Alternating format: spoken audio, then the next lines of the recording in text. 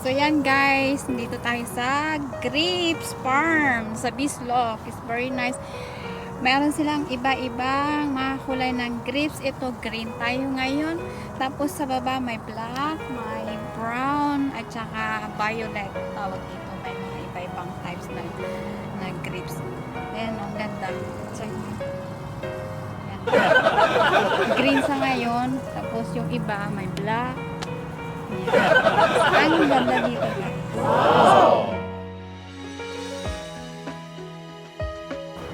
Daming grapes, oh. Loloka-loka ang itim, oh. Ay, grabe.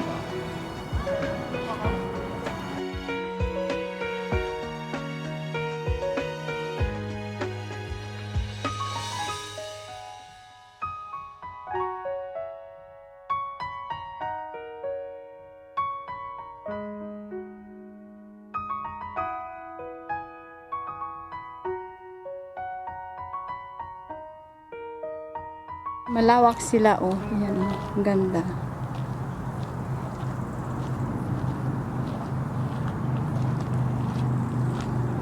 So nice. So yan, iba ang kulay ng grapes na naman. Iba green. Green siya, guys. Lahat yan green. Yan. So, yan guys, ang kulay ng ibang grapes. Kulay brown. Yan, no. Ewan ko kung hinog na yan. So, yan, different types of grapes. Sabi ko sa inyo guys, may green, may black, may brown. Tapos ito, green siya guys. Ayan. Diba? Ayan.